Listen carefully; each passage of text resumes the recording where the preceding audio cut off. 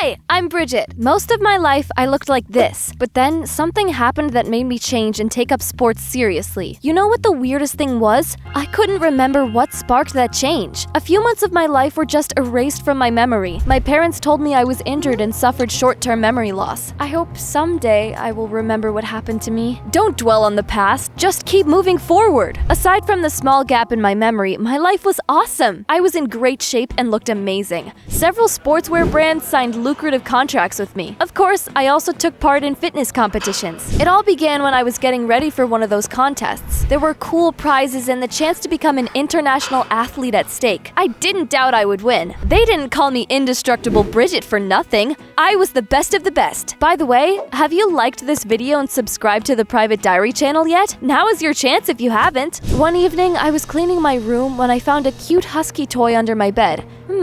I didn't remember getting it, but here's the strange thing.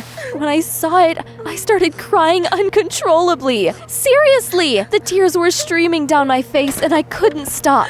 I took the husky and asked my parents if they knew anything about it. Mom nervously snatched the toy out of my hands and threw it into the trash. The previous tenants probably left it here. Forget about it, sweetie. Maybe I would have forgotten about it, but soon something else that I found suspicious happened. I was making a snack when someone knocked on our door. My parents opened it and I heard them shout at our mysterious visitor. "Don't you dare come back here and ruin our lives!" What on earth was going on? I looked out into the hallway burning with curiosity, but by that time, Mom had already chased the guest away. Who was that? No one. They came to the wrong place. Did I believe her? A freaking course not! But I was running late and couldn't stay to get to the bottom of it. I grabbed my bag and ran to the gym. A receptionist was supposed to greet me, but instead, I heard someone snore. I looked behind the counter and saw a weirdo drooling in his sleep. The gym owner was coming toward us. If he saw his employee was sleeping, Mr. Boss would immediately fire the poor guy. I decided to save his butt and coughed loudly. The receptionist woke up and jumped to his feet. "I'm not sleeping! I'm working!" The gym owner nodded approvingly and walked past us. The receptionist, whose name was apparently Dave, thanked me. Phew! I spent the whole night cramming for exams and passed out at work. If it hadn't been for you, I would have been fired on my first day. Thank you, Supergirl. Supergirl? Dave showed me a comic book with a strong and proud superheroine on the cover. You look a lot like her. It would be amazing if you cosplayed her. I told him I'd never been interested in comics. Dave invited me to Comic-Con that was going to take place that weekend. Only as a friend, though. I need to thank my savior. Sure, see you on Saturday. I started working out and soon realized a gorgeous guy was looking at me. Your technique is impressive. It's my first day in the gym. Would you mind giving me a couple pointers? I'm Nick, by the way. His voice, his face. It was the first time I was seeing Nick, but I immediately felt a spark.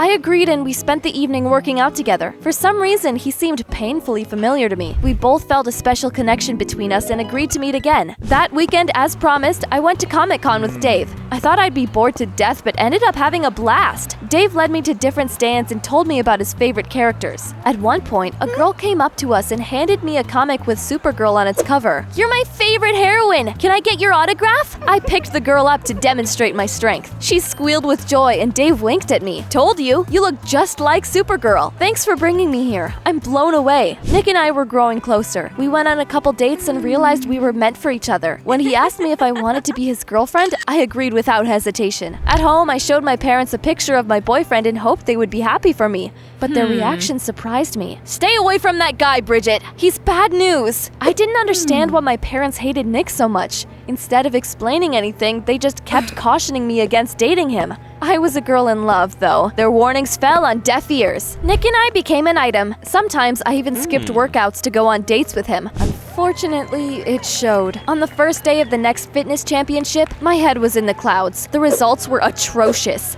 I failed miserably. Sarah, my arch rival, was all but jumping for joy. Well, well, well, is the indestructible Bridget out of shape? I'm going to take your place soon. Dream on. I'll turn the tables and come out on top yet. Watch out. Falling from the top is very painful.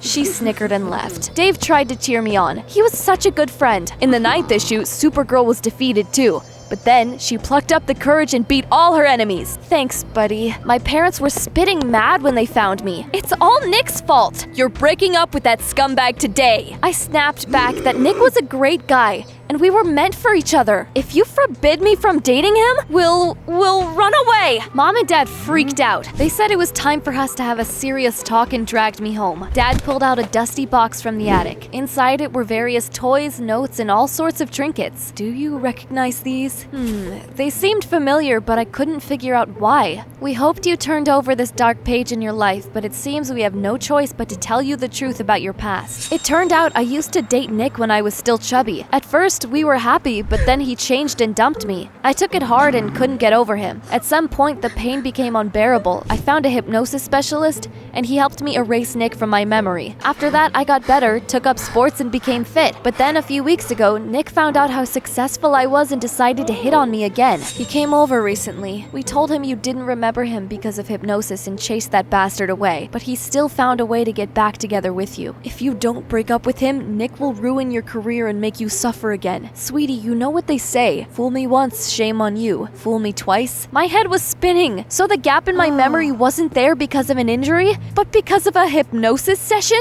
It was nuts. I looked at the box again. Pieces of memories flashed before my eyes. Nick had given me all those things. It was all true. At first I was gutted, but then I realized I reached my limit. I had to find Nick and look into that liar's eyes. My parents told me everything. We used to be an item and then you ripped my heart to bloody pieces. I won't let you ruin my life again. Having said everything I wanted, I was about to proudly walk away into the sunset, but Nick caught up to me. Bridget, wait! It wasn't like that. Remember how happy we used to be together? You had adorable chubby cheeks. I loved you. We went on walks, ate hot dogs, and watched TV shows every day. But your parents were against us. They made you forget about me using hypnosis. Now you're successful and bring them money. They don't want that to end, so they lied to you. Mom and Dad would never do that to me. Can't you see how they're using you? Don't let them separate us again. I didn't know who to believe. That guy that made my heart flutter or my own parents. Frustrated, I came back home and accidentally overheard my parents talking. They were discussing my lucrative contracts with sports brands. Bridget can't lose everything because of Nick. It's so much money. She could win so many amazing prizes at the championship if he didn't distract her. My heart dropped. I wanted to scream with fury. Was Nick right? Did my parents only care about the money I could earn them? I firmly decided no one would use me again. I burst into the room and shouted at my parents that I was quitting sports. Bridget, don't you dare ruin your career. Let me worry about my future. I was stubborn as a mule. Instead of working out, I hung out with Nick every day after that. A fitness championship? Never heard of it. I could finally eat sweets, sleep as much as I wanted to, and do nothing all day. My phone was blowing up. The sports brand's representatives kept calling me. They wanted to know why I didn't come to any photo shoots or post pictures of their products on social media like I was supposed to. I just told everyone I was tired of my ruthless schedule and being indestructible Bridget. Now I just wanted to be myself, to be free, in love, and happy. Since I stopped working out, I started to lose shape and looked less and less like Supergirl by the day. But who cared about that? Nick was the guy of my dreams. Dave noticed I stopped coming to the gym. One evening, I saw him outside my window. Dave, this is the second floor. How did you get up here? I climbed up a tree. Mind letting me in before I accidentally pull a stunt called Dave's Fall? Haha, you're such a weirdo. Sure, come on in. Once he was safely inside, I told him what happened and why I stopped working out. I'm not sure quitting sports to get back at your parents is a good idea, but I'm on your side whatever you do. Thank you.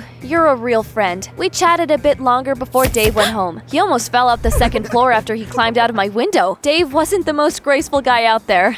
The next day, I decided to surprise Nick and came to his place without texting him first. Unfortunately, his mom said Nick had just left. So much for trying to be spontaneous. I shrugged and headed back. I wanted to call Nick, but then I saw him walking toward the gym.